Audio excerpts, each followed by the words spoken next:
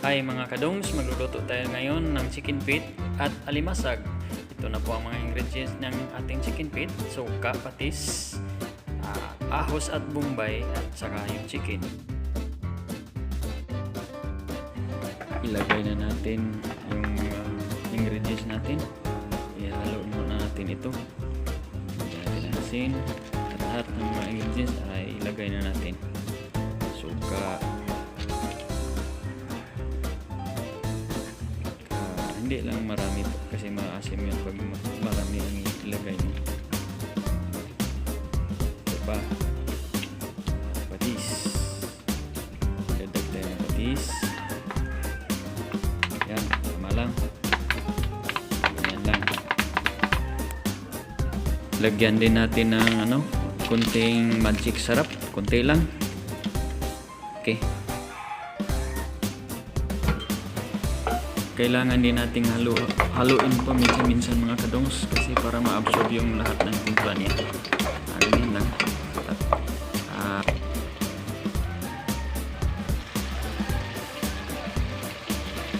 Yeah.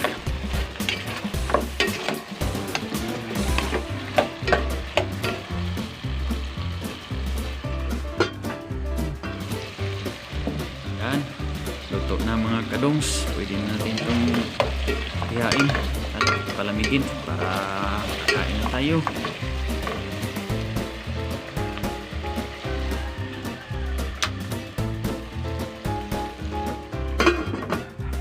Ang susunod naman nating lutuin mga kadongs, alimasag. Ito na, mag-isa na po tayo ng mga ingredients niya. Ito na po siya. Igisa lang natin dito. Ahos. Meron po tayong nakalagay dyan. Ito na po. Sili.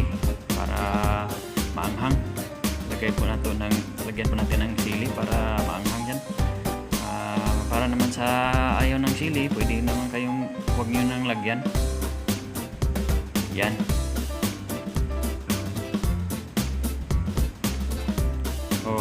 Ilagay na natin yung alimasag.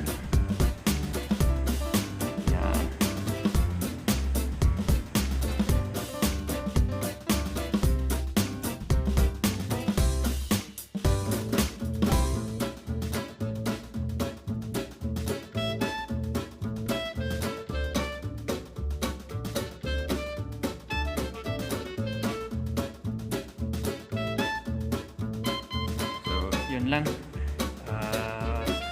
Yung isang side lang muna ang ating iluluto. Pagkatapos nyan, balik na rin natin para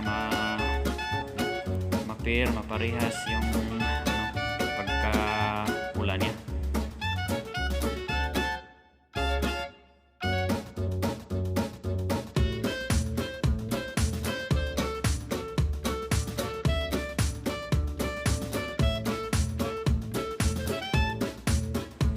Pwede na tong balik na rin, mapula na yung pitas yung kabilang side nya.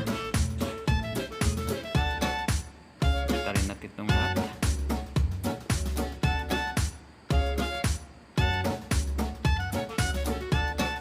para yun ang isang side nya pula na, yung isa naman kabila naman hindi pa.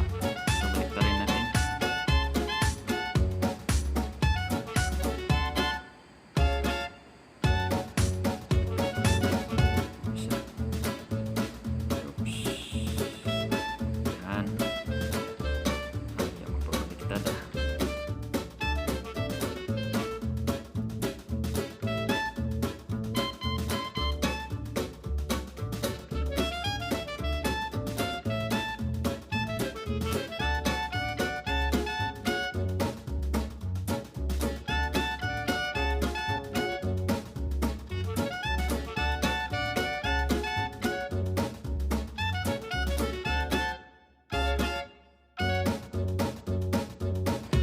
Okay, mga kadongs, pwede na po natin lagyan ito ng gata.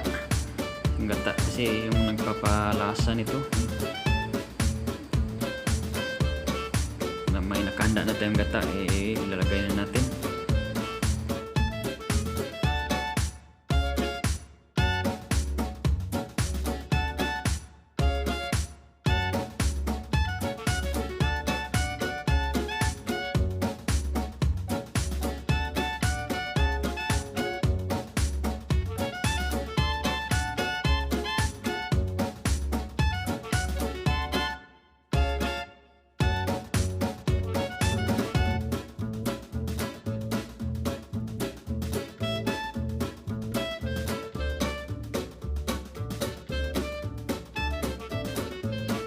parang may kulang ata yung ano.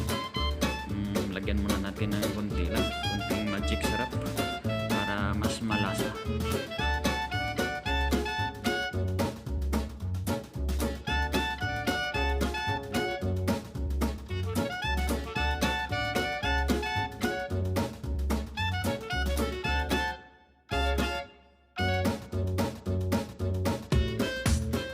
Dagdagan din natin ng asin. Medyo kulang din sa asin. Ito na. Malapit na ito maluto, mga kadongs. Pwede na ito. Pwede na itong kakainin natin.